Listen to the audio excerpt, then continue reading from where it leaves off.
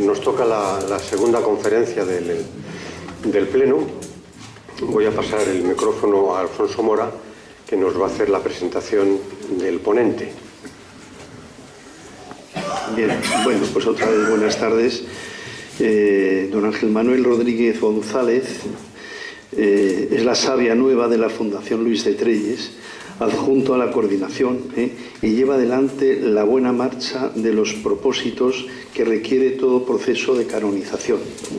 La verdad es que se mueve mucho no solamente por su trabajo profesional, sino porque está en todos los eventos que ocurren, sobre todo por la zona de León, Galicia, etcétera, etcétera. Comenzó en la adoración nocturna a los 9 años como Tarsicio de la sección de Bayona, de la diócesis de Tuy Vigo, y sigue en activo como adorador y secretario de dicha sección. Bayona es su tierra natal, hermosa villa, con su castillo de Monreal, hoy uno de los paradores nacionales más lujosos de España. A Bayona recaló en marzo de 1493 Martín Alonso Pinzón con la carabela La Pinta tras su viaje a América. Ángel desarrolla su actividad profesional en el equipo de administración de una multinacional, siendo su destino actual en Lisboa, Portugal. La obra del Venerable, gracias a la nueva tecnología, nos une a todos en un singular equipo en la Fundación. Unos en Madrid, otros en Vigo, en Pontevedra, en Lisboa, en Roma en el postulado, claro. Todos unidos por la causa, vamos infundiendo el conocimiento de Luis de Trelles en busca de ese milagro que necesitamos para su pronta beatificación. Ángel Manuel disertará en este Pleno Nacional con el tema Luis de Trelles y la espiritualidad de la adoración nocturna, un tema fundamental para los adoradores en el momento actual. Nada más, gracias. Adelante. Buenas tardes a todos. Me voy a apuntar lo que acaba de decir Alfonso ahora para final de año, cuando repartamos los ingentes beneficios de la Fundación, de que me muevo mucho y esas cosillas. A ver si lo tenemos en cuenta cuando repartamos. Buenas tardes a todos. Quisiera agradecer antes de nada al Consejo Nacional y a su presidente, don José Luis, esta oportunidad que nos da para hablar de nuestro fundador, el venerable Luis de Trelles, en este año en el que comenzamos en Zamora con el 29 curso de verano, con la apertura de que queremos que sea un año de celebraciones para conmemorar el bicentenario de su nacimiento. Don Luis fue un hombre polifacético, ya lo sabemos. Fue abogado, desde el inicio de su carrera ejerció también como abogado de pobres, lo que hoy llamamos el turno de oficio.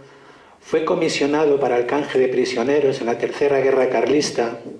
Según los documentos que tenemos en la Fundación, consiguió librar de la muerte o del destierro a unos 23.000 soldados, de uno o de otro bando. Fue diputado en Cortes, donde defendió el catolicismo de España.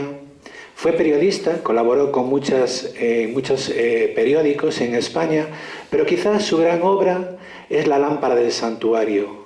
La Lámpara del Santuario es una publicación, o fue una publicación mensual de 40 páginas, dedicada exclusivamente a la Eucaristía, a propagar la devoción a la Eucaristía, y fue el órgano informativo de la adoración nocturna durante muchos años. Don Luis era su propietario, su director e incluso su único redactor. Eso es una enciclopedia eucarística de casi 10.000 páginas que salió en la totalidad de su pluma. Pero no quisiera profundizar, o no es el motivo de esta no conferencia, porque la diferencia entre una conferencia y una exposición es que la conferencia, el que habla es un experto. Conferencia fuera de esta mañana del doctor Alsina. La mía es solo una exposición. El que habla tiene unos conocimientos básicos de lo que va a hablar. Entonces el motivo de esta exposición no es hablar de la biografía de don Luis, pero sí me gustaría resaltaros una cosa. La santidad de don Luis no es algo que hayamos descubierto pues hace 20, 30 años cuando se inició el proceso. Ya en vida, don Luis era considerado por muchos una persona santa, recta y piadosa. Son muchos los testimonios que tenemos en la Fundación de cartas y escritos. Dejadme solo que comparta con vosotros unos cuantos. Mirad, El 20 de agosto de 1873, la marquesa doña Luz María de Castilleja le escribía desde Francia: lo que me mueve a escribir a usted, tal vez con demasiada franqueza, es que usted ama a Jesús, le gusta ocuparse de él, ve que es una necesidad del corazón de la cual no se puede pasar y necesita hablar de Jesús y con Jesús como hace falta comer. En el año 1890, el censor de la lámpara del santuario en Zamora, presbítero don Juan María Ferreiro Rodríguez, reconocía a don Luis su elevación admirable. Mi pequeñez no alcanza los vuelos ascépticos a donde se remontan los trabajos de usted, inspirados al pie del tabernáculo. Otro testimonio también de 1890, de una carta del deán de la Catedral de Zamora, don Celestino Pazos Teixeira. Son para mí tan gratas las impresiones que usted me ha dejado, que con sumo gusto le recuerdo muchas veces, y principalmente en el santo sacrificio, y por la tarde, cuando para bendecir al pueblo y reservar, tengo al Señor de los señores en mis manos. No me olvido de usted nunca, y es grande mi pena por no haberle tratado antes personalmente. Quizás yo hubiera sido mejor. Otro testimonio es el del doctor Canillas Caridad, presidente de la sección de Zamora. El doctor Canillas era el confidente y amigo de don Luis en Zamora, y en su casa se hospedaba cuando visitaba esta ciudad, y en su casa murió. Escribió el doctor Canillas en la lámpara del santuario, cuando se comunicó la muerte de don Luis en el número de agosto de 1891. Haríamos traición a nuestra sinceridad si no lo expusiéramos tal como lo sentimos y tal como lo creemos. Estamos en un momento en que lo que necesitamos es la realización del milagro que lleve a nuestro fundador a los altares. Por eso es tan necesaria la oración pidiendo su intervención, pidiendo favores o pidiendo la gracia de su beatificación. También, como decía Alfonso, la liturgia de la Iglesia no permite ninguna devoción especial a los venerables, a las personas declaradas venerables, simplemente que desde el momento de su proclamación y del reconocimiento de sus virtudes heroicas, ya no es necesario la celebración de funerales o misas por su eterno descanso, porque ya disfrutan en el paraíso. La oración también pasa a ser de carácter público. Como nos indicaba también Alfonso, no se puede rezar en ningún acto litúrgico. Por eso os animamos en nuestras vigilias, bien al empezar, bien al terminar, en la sala de juntas, el rezar la oración pidiendo pues favores por intercesión de don Luis y su pronta beatificación. Antes de comenzar con el tema que me gustaría compartir con vosotros, quisiera puntualizar que no pretendo con lo que voy a decir criticar la adoración nocturna. No podría, líbreme Dios. Hice mi primera vigilia cuando tenía 9 años, actuaba como monaguillo. Voy a hacer 51 dentro de 2 meses, si Dios quiere. Y he estado siempre ligado a la adoración nocturna. Es una de las cosas que, entre otras muchas, le agradezco a mi padre. El haberme inculcado desde pequeñito la devoción al Santísimo Sacramento y a la adoración nocturna. O sea, no puedo criticar lo que quiero. Permitidme que, para resumir un poco lo que pretendo con esta charla, con esta exposición, como os decía, utilice palabras de nuestro fundador. No llevamos, en verdad, nuestra osadía al extremo de presumir que decimos nada nuevo, ni que sea lo que digamos digno del objeto, y nos contentamos con promover el recuerdo de ciertas ideas y con invitar a los lectores, en este caso a los oyentes, a que sean por ellos más y más consideradas y mejor comprendidas. Quiero con estas palabras mostraros o resumir qué es lo que pretendo en esta pequeña charla. Llevo 5 años colaborando con la Fundación.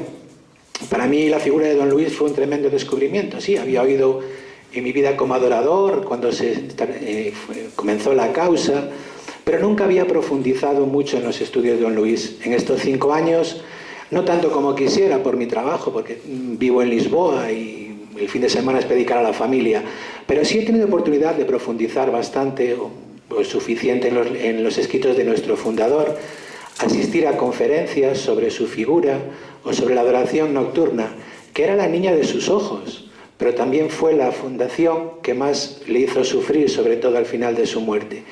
En estas conferencias hubo dos frases que me hicieron pensar muchísimo como adorador nocturno. La primera es de una conferencia de 1994 del profesor Manuel Abol. Dice: el porvenir de la adoración nocturna se halla abocado a la extinción de la asociación por desnaturalización de su espiritualidad. La segunda es del profesor Santiago Arellano, que dice: la adoración nocturna no rebrotará con todo su vigor en tanto no recupere la fuerza espiritual que le dio nuestro fundador. Me guía un principio elemental: si iguales son los males, iguales son los remedios. Estas dos frases para mí se complementan. La primera frase, aunque es del año 94, creo que deja bastante claro cuál es nuestra situación actual o hacia dónde caminamos. La segunda, la del profesor Arellano, nos dice rotundamente también cuál es la solución a nuestro problema. Según el diccionario de la Real Academia de la Lengua, desnaturalizar significa alterar las propiedades o condiciones de algo, desvirtuarlo. Los que estamos aquí llevamos ya muchos años en adoración nocturna. ¿No tenéis la sensación de que nuestras vigilias tienen algo diferente a las de hace unos cuantos años? Y no me remonto siquiera a los años 60 con la vigilia de toda la noche. 10, 15 años tal vez. ¿No notáis que hay algo diferente, que hemos perdido algo? Yo he comentado este tema con otros adoradores, pues no solo de Tui Vigo, ¿no?, sino a veces en los cursos de verano. Tuve oportunidad pues de comentarlo y de ver cuál era su parecer. Y la gran mayoría de ellos coinciden en esto. Hemos perdido algo. Y cuando dicen, bueno, ¿y qué es lo que perdimos? ¿Qué creéis vosotros que la adoración nocturna perdió? Todos coinciden en lo mismo. Hemos perdido el espíritu de sacrificio. Nos hemos olvidado de cuál es nuestro carisma. ¿Qué es realmente ser un adorador nocturno? Seamos sinceros con nosotros mismos. No, en todos estos años no hemos desvirtuado la adoración nocturna hasta moldarla a nuestras comodidades.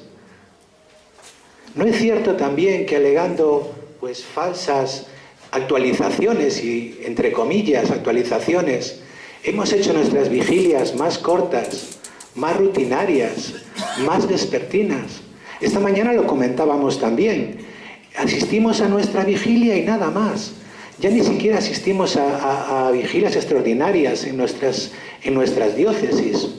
Ya no hablemos de la vigilia nacional, pero vigilias en nuestras diócesis. Hace poco se celebró mi sección Las Bodas de Plata. Y fue muy triste para mí, no porque era mi sección, sino como adorador, comprobar que adoradores en una diócesis en que tiene en torno a 500 adoradores, había poco más de 100. Poco más de 100, de los cuales 30 eran de la sección de Vivero y Ribadeo, o sea, de la otra punta de Galicia. Es triste. Y fue más triste cuando la exculpa fue diciendo que, claro, es que coincide con la final de la Champions. Eso fue lo que más me dolió, sinceramente. O sea, que la FIFA regula nuestras vigilias. Impresionante. Para mí fue, un shock. Bueno, yo creo, amigos, que llega el momento, o que es el momento de reflexionar sobre esto. Yo creo que la adoración nocturna y los adoradores, la adoración nocturna como obra, debería reflexionar y pensar, porque podemos llegar a la conclusión tal vez de que no todo son agentes externos el problema de la adoración nocturna. ¿Tendremos también nosotros algo de culpa de eso? Yo creo que es el momento de reflexionar. Hombre, lógicamente es absurdo, ¿no?, el no aceptar de que vivimos tiempos muy, muy difíciles.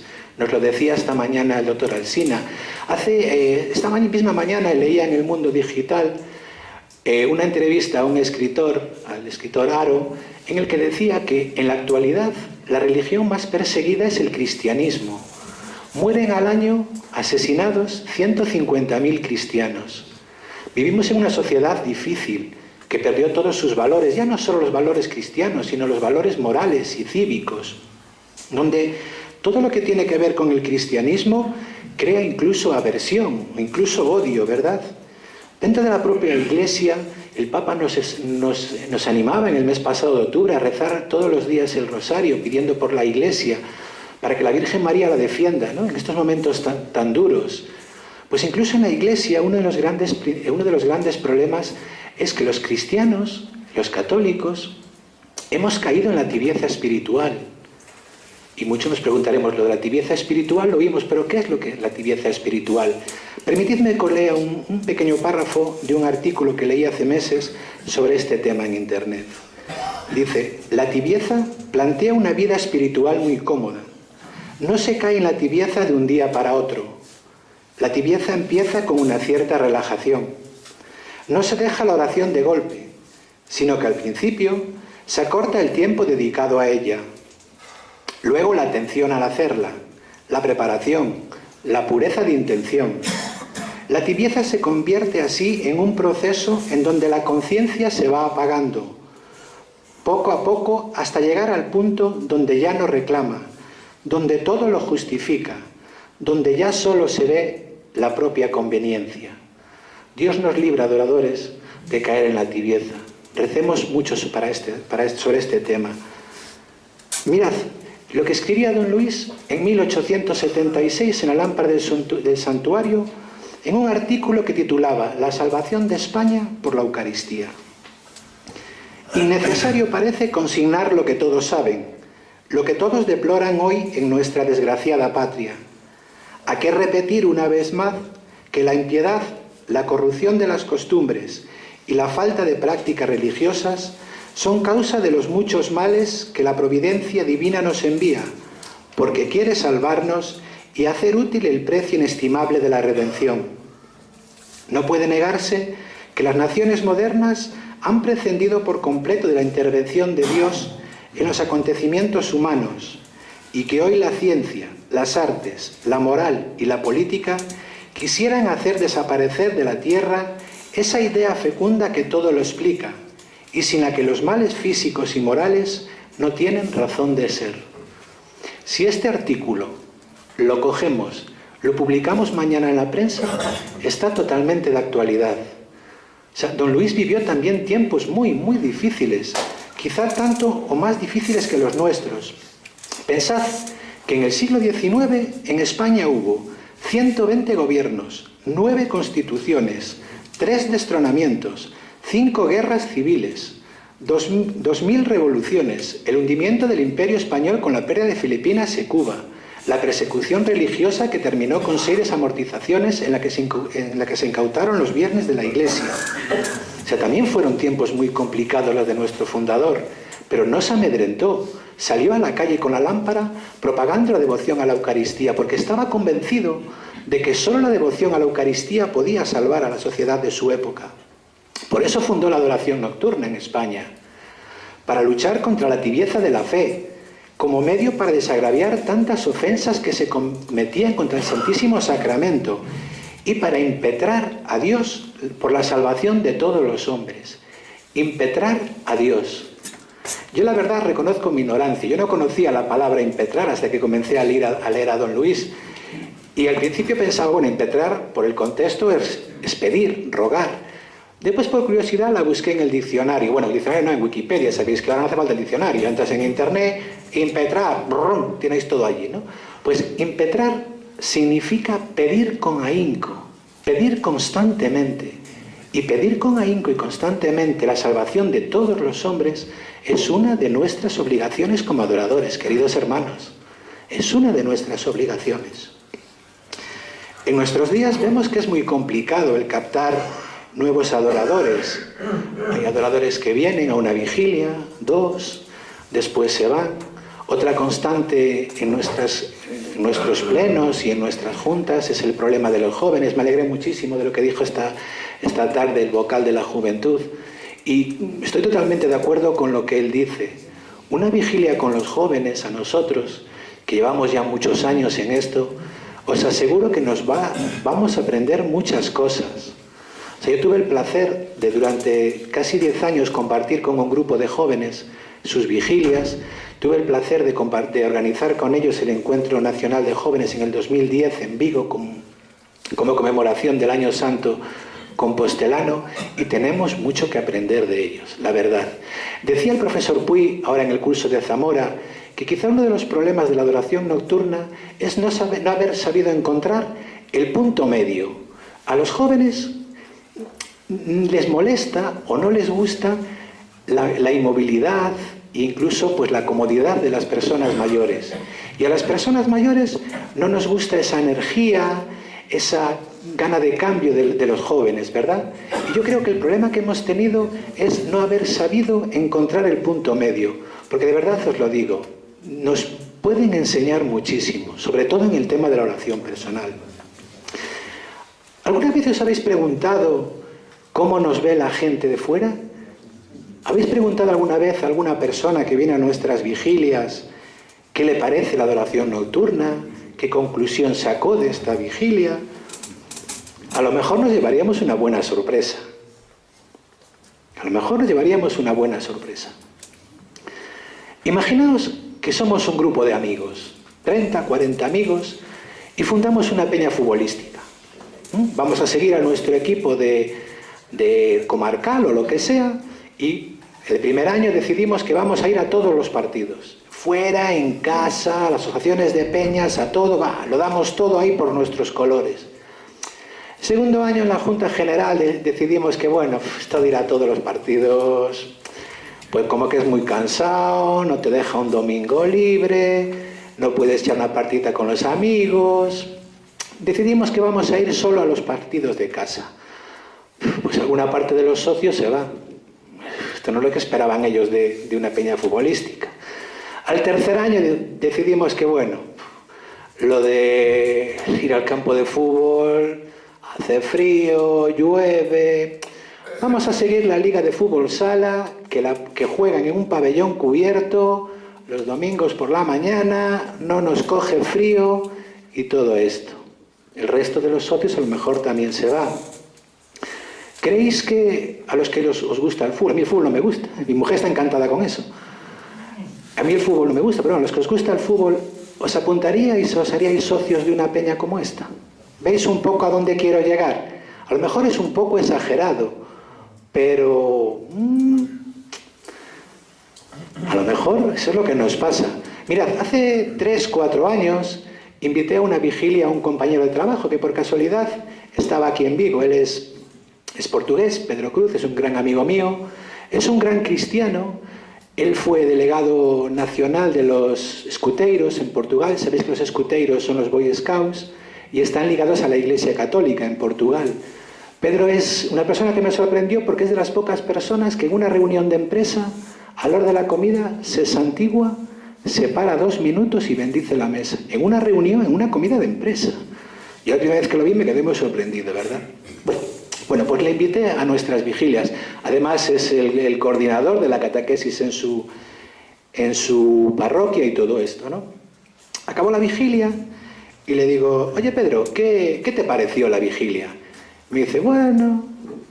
Digo, hombre, tú tienes fama, igual que yo en la empresa, de no cortarte un pelo, de decir lo que piensas. Y dice, pues mira Ángel, me pareció un grupo de hombres y mujeres rezando salmos, con un poquito de prisa, y que siendo adoración nocturna, estuvisteis 3, 4 minutos adorando al Señor. Y tiene razón. Y tiene razón, queridos amigos. Y tiene mucha razón. Yo, allí en Tui Vigo, tengo la suerte o desgracia de que me toca siempre el hacer de salmista, de coordinar un poquito los tiempos de la vigilia. Y antes de comenzar siempre digo, vamos a rezar los salmos despacio, dejando 2-3 minutos, 2-3 segundos entre cada coro, para no pisarnos.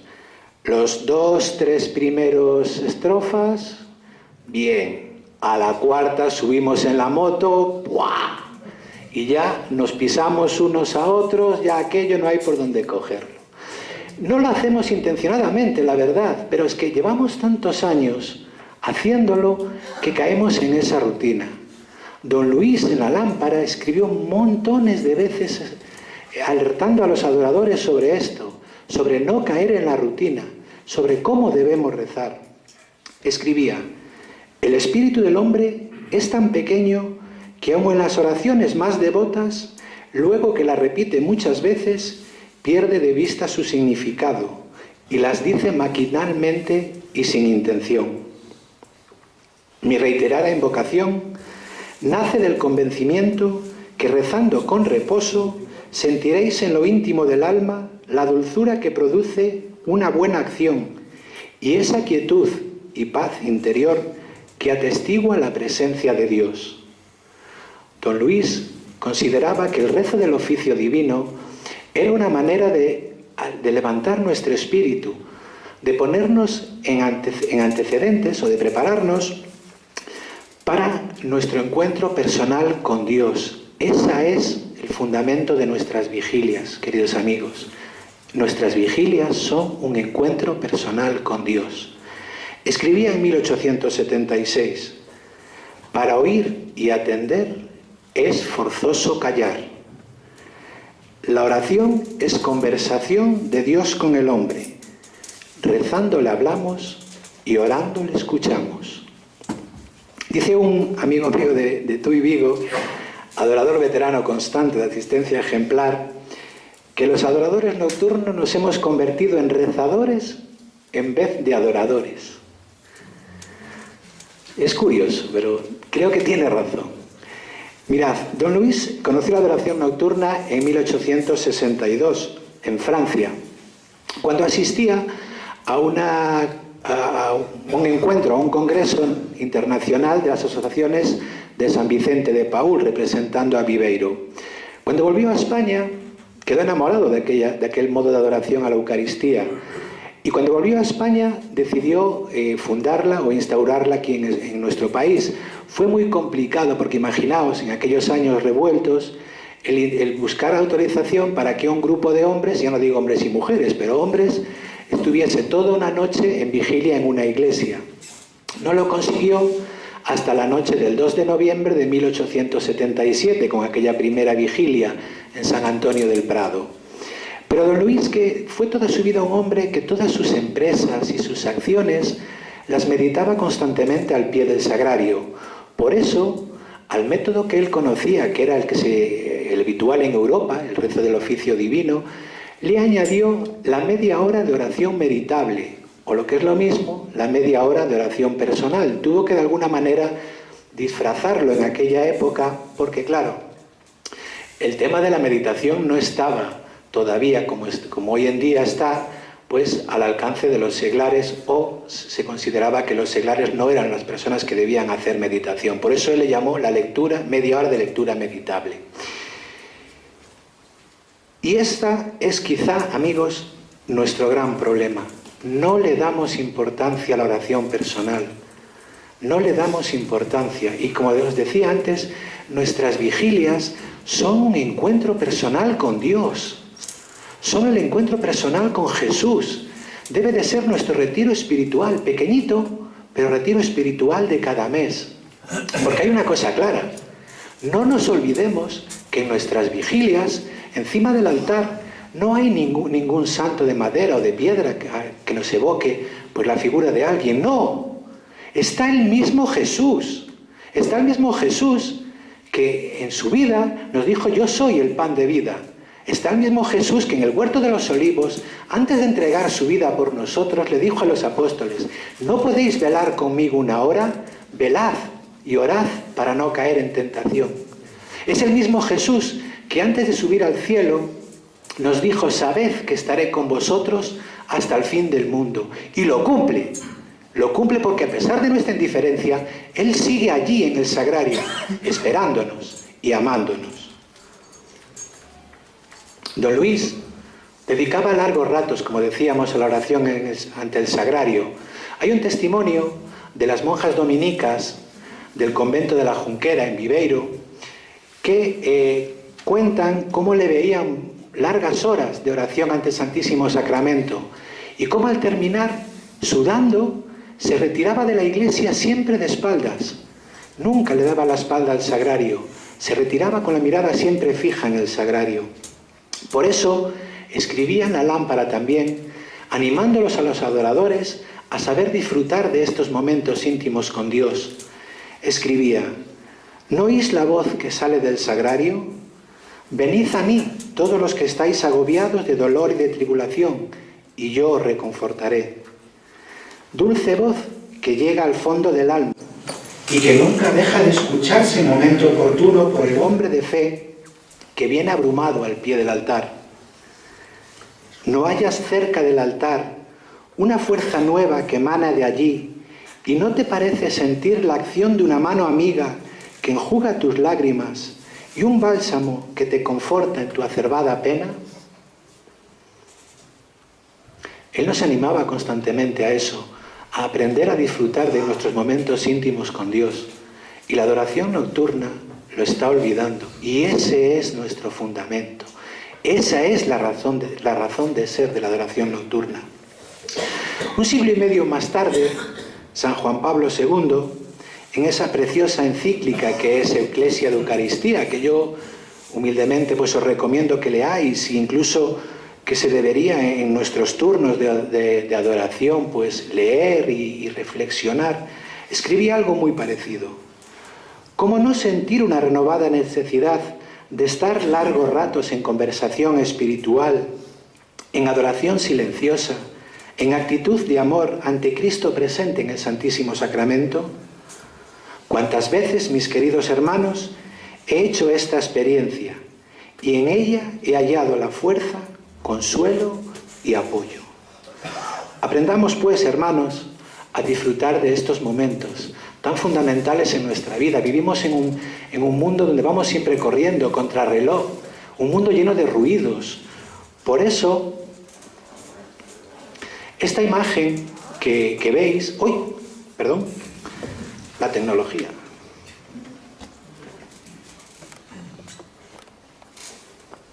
Esta imagen la utilizamos para ilustrar como logo, como emblema del pasado curso de verano. Bien, esta imagen la utilizó don Luis desde el año 1873 hasta su muerte en el 1891 para comenzar cualquier tomo de la página, de la lámpara del santuario. Bueno, para mí personalmente pienso que esta es la imagen que don Luis tenía de un adorador. El peregrino que al acabar su jornada descansa al pie del sagrario. Como os decía esta mañana también, apoya su cabeza en el pecho del Señor. Ese lema, alma mía, olvídalo todo, calla y reposa en tu Dios, fugue, tace, cuice. Este es la fórmula espiritual de los padres del desierto: huye, calla, descansa. Don Luis lo extractaba así: fugue, la extracción del mundo exterior. Lógicamente nos vamos a ir al desierto. Lo que quiere decir es que retirarnos a un lugar donde podamos estar tranquilos. Tace, silencio. Pero no solo el silencio que nos rodea, lo hablábamos en el curso de verano de este año, sino también del silencio interior, de acallar nuestra voz interior, de escuchar, estar preparados para escuchar la voz de Dios. Y cuice, el reposo y la quietud posible del alma, que sirve de primer peldaño para la oración personal, el descansar en el Señor, el recostar la cabeza en el pecho de Jesús. Hay un detalle curioso en esta figura en la que los que lo conocíamos ya de antes no habíamos caído, pero que la directora del curso, doña Carmela, nos comentó. En la figura del peregrino que veis, no se le ve la cara, no se le ven los ojos, la nariz, solo se le ve la oreja, el oído. Es como una vocación a ese precioso himno eucarístico de Santo Tomás de Aquino, el Adoro te devote. Al juzgar de ti, se equivocan la vista, el tacto, el gusto, pero basta el oído para creer con firmeza. Creo todo lo que ha dicho el Hijo de Dios. Nada es más verdadero que esta palabra de verdad. La adoración nocturna, amigos, no necesita actualizaciones. Desengañémonos, no hace falta actualizaciones. Necesitamos es resetearnos. Todos conocéis la palabreja esta que a los técnicos nos encanta, ¿no? Lo de resetear, porque instalamos en el móvil 40 cosas, llega un momento que ¡pop! No va. Llamas al servicio técnico y te dice, apague usted el teléfono y vuélvalo a encender. Esto nos pasó a todos. Bueno, incluso con el coche, que esto ya es lo máximo. Hace como un año así, os cuento la anécdota, venía de Lisboa para arriba y a mitad de camino, ¡pam!, una lucecita. Fallo ESP, lleve el vehículo a revisión. Ya me entró el agobio, no me quedan 300 kilómetros, acabo aquí tirado. Bueno, fui poquito a poco, aquello, cada 10 kilómetros, 15, salía el aviso. Me metí a un área de servicio, llamé al taller habitual, oye, Suso, ¿qué me pasa esto? Dice, ¿y el coche qué te hace? Bueno, pierde un poco de fuerza. Me dice, no hay problema. Apaga y enciende de nuevo. Te quedas viendo el móvil y dices, bueno, ¿tengo un smartphone con ruedas o un coche? Pues hasta los coches llegó lo del resetear. Bien, pues, ¿qué es resetear, amigos? Resetear no es otra cosa que volver a encender el Wi-Fi, el ordenador, el teléfono, lo que sea, para que se cargue el software original y trabaje con normalidad. La adoración nocturna lo que necesita es esto, resetearnos, cargarnos nuevamente con la espiritualidad que don Luis le dio a la obra. Solo así, como decía Santiago Arellano, recordáis cuando comenzamos aquella frase, solo así volverá a resurgir. Y la pregunta podría ser, bueno, ¿y cuál es el carisma de la obra que don Luis, o la espiritualidad que don Luis pensó para la adoración nocturna? No es muy complicado buscarlo. Tenemos 10.000 páginas de la lámpara del santuario donde nos habla nuestro fundador de cuál es nuestro carisma, de cuál es nuestra espiritualidad.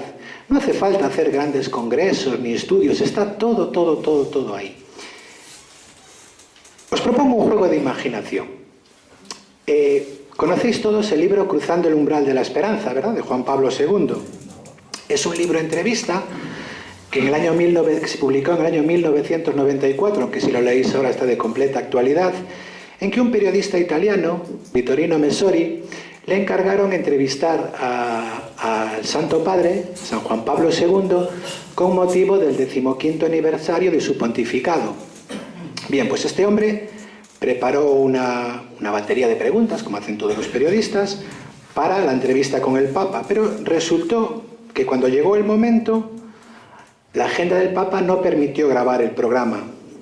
Entonces el gabinete de prensa del Vaticano se quedó con las preguntas y meses más tarde, os acordáis todos de don Joaquín Navarro Valls, jefe de prensa del Vaticano en aquellos años, se presentó en casa de Vittorio, con un sobre que contenía las respuestas manuscritas del Santo Padre a todas sus preguntas. Y un comentario que decía, usted pregunta, tiene obligación de respuestas, entre otras cosas, ¿no? Bien, vamos a hacer un pequeño juego, si os parece.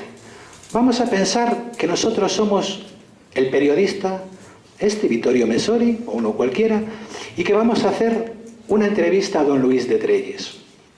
Lógicamente es complicado, porque don Luis de Trelles ya se murió. Entonces, ¿cómo va a tener respuestas a nuestras preguntas? Bueno, pues las buscamos en la lámpara y os voy a presentar o proponer qué es lo que podría salir de imaginaos que sois vosotros o que soy yo, de mis dudas en cuanto a la adoración nocturna, qué es lo que podría salir en esa entrevista. Buenas tardes, señor Trelles. Muchas gracias por acceder a realizar esta entrevista en el 200 aniversario de su nacimiento. He asistido por curiosidad a algunas vigilias de la adoración nocturna en Vigo y quisiera que me aclarase algunas dudas.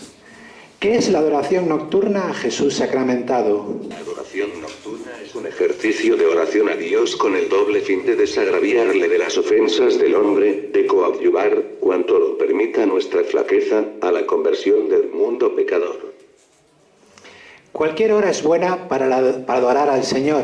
Entonces, ¿por qué por la noche? En las grandes poblaciones se vela hasta la 1 o 2 de la noche para vivir y gozar, pero no se quiere velar para acompañar a Jesús, para adorarle, para guardarle, una vez al mes, 1 hora en la noche, que sería bastante. Reducida la obligación de velar a 1 hora en la noche, y 1 noche en el mes, bien podríamos decir a los que nos leen lo que el Salvador a sus discípulos en Getsemaní la noche de su prisión. No podréis pasar por mí, y en mi compañía, 1 hora en vela. Pero esto supone un sacrificio que desanimará a muchos católicos a pertenecer a la obra. ¿Qué les diría para animarlos? He aquí, mis amados consocios, a qué nos lleva la vela nocturna. He aquí nuestra vocación. Somos llamados a consagrar 1 noche al mes en obsequio de aquel que, desde hace 19 siglos, viene consagrándose incesantemente a ser víctima expiatoria de un mundo que no se lo agradece. Somos llamados a la adoración, a la oración, a la reparación de las divinas ofensas, en la audiencia privada que nos otorga el amor de Dios sacramentado la noche que hacemos nuestra vigilia. Las horas breves que sacrifiquemos a Jesús sacramentado serán las de mayor consuelo para nuestro espíritu en la hora suprema de la muerte. Las noches de vela consagradas a su guardia se convertirán en claro día sin ocaso, piélago de luz, de dicha y felicidad, en que el Rey de la Gloria vestirá a sus guardias de honor la librea de la inmortalidad, pondrá cetro en sus manos y diadema en sus sienes para que reinen con él perpetuas eternidades. Dígame entonces, ¿cuál es la misión del adorador nocturno? Acompañar al Señor, tomar parte en sus cuidados, adorarle cuando está solo, aplicar su pasión a las necesidades de la Iglesia y de los pecadores. Pedir la tranquilidad pública y el alivio de los males privados, y la conversión de los pecadores, y la perseverancia de los justos, y la confirmación de los débiles, y la mejora de los tibios, y la frecuencia de los sacramentos, y la libertad de las almas del purgatorio, y la salvación de los enemigos, y la paciencia de los que sufren, y la humillación de los soberbios, y el triunfo de la Iglesia y la conversión del mundo, y la mejora del pobrecito pecador, y la luz para todos los que viajan por este valle de lágrimas, es la gran tarea de los adoradores nocturnos de Jesús sacramentado, y la mejor ocupación de los fieles cristianos. ¿Ha tenido alguna vez duda si esta debía ser la verdadera vocación del adorador nocturno? Vemos tan claro como la luz del día que tal es nuestra vocación de adoradores. Orar, meditar, satisfacer y reparar, interceder y compensar los ultrajes que recibe el augusto sacramento. Bosquejada ligeramente la vocación de adorador nocturno, humillémonos viendo que lejos estamos, queridos hermanos, de cumplirla. Para desempeñar dignamente semejante obligación, es preciso practicarla con gran devoción y profunda humildad. No cabe duda, pues, que la labor del adorador nocturno es encomiable, pero ¿cree que realmente los adoradores de hoy en día son conscientes de ello? Grande cosa es, ¿por qué negarlo?, el culto y adoración a Jesús sacramentado durante la noche, robando el tiempo al descanso de la noche, para consagrarlo a tan sublime ocupación. Pero el ejercicio de esta obra supone la atención debida y constante del adorador y la intención permanente que reclama tan sublime ocupación. Por eso es, que cuando el adorador nocturno hace la genuflexión en la presencia del Señor de una manera casi irrisoria, recita los versos del oficio con precipitación, mantiene la mirada distraída, el ademán poco respetuoso, la actitud de poco recogimiento y en todo afecta cansancio, distracción, prisa y cierto deseo de salir pronto de la inmediación del trono eucarístico, se puede decir que ese adorador no ama y que está retenido entre nosotros por algún miramiento o consideración digna de mejorarse. Conviene, por lo tanto, hacer las genuflexiones al trono eucarístico, detenidas, reverentes, con inclinación de cabeza y rendimiento intencional al Rey de los Reyes. Mantenerse en el reclinatorio en actitud respetuosa y humilde. Recitar el oficio divino dignamente, con atención, con devoción y con la solemnidad que reclama la presencia de Jesús sacramentado. ¿Por qué se recita en las vigilias el oficio divino? La recitación del oficio divino es un acto de culto y de adoración, un homenaje al Rey inmortal de los siglos, y un tributo de vasallaje que le ofrecemos como reconocimiento de su poder absoluto sobre la creación toda entera y especialmente sobre nosotros, mundo abreviado al que convergen los seres inferiores en colocación y en jerarquía, por decirlo así, y las cosas materiales que están sojuzgadas al hombre. He asistido a una vigilia y he podido comprobar cómo los adoradores lo rezan de forma maquinal, casi sin pausa, sin darle sentido. Es indispensable que la recitación del oficio divino se haga lentamente, con solemnidad y semientonada, para atraer la intención, y que sea correcta y sentida la lectura de la materia meditable. Por el contrario, la lectura apresurada y sin cuidado de la letra, el desorden en la pronunciación de las frases del rey profeta, la desarmonía entre dos o más que forman cada coro, la prisa en el rezar que atestigua la indevoción y produce monotonía, convierten la obra en maquinal y la hacen estéril. Además del recio del oficio divino, ¿usted considera parte fundamental de las vigilias la meditación y la oración personal? ¿Por qué? Porque después de recitar el oficio divino queda media hora para abacar a la oración mental y pedir en ella por todas las intenciones preferentes de una manera más intensa, más provechosa para tan altos fines. Esto es de tal manera importante y esencial para el vigilante nocturno cuando que, considerando nuestro oficio a esta luz, se hace sobreexcelente y parece que cuadra perfectamente a la vocación que nos lleva a los pies del tabernáculo. Por la oración mental se establece una especie de coloquio con Jesucristo, que en lo íntimo responde a las frases que le dirigimos, nos anima con su gracia y nos atrae con su benignidad. Podemos así hacernos sus cooperadores catequistas de hecho, y asociarnos a su espíritu con humildad y confianza, pues todos sabemos que nos dejó dicho en el Evangelio: el que me ayuda que me siga, y donde estoy yo allí estarán. El Santo Rosario es una oración mariana. ¿Por qué entonces rezarlo en una vigilia eucarística? María es inseparable de su Santísimo Hijo. María ha dado la materia del sacramento augusto, porque la carne de Jesús es carne de María. María es madre de Jesús, Jesús se ha hecho Eucaristía, luego María tiene con el divino sacramento una relación de maternidad.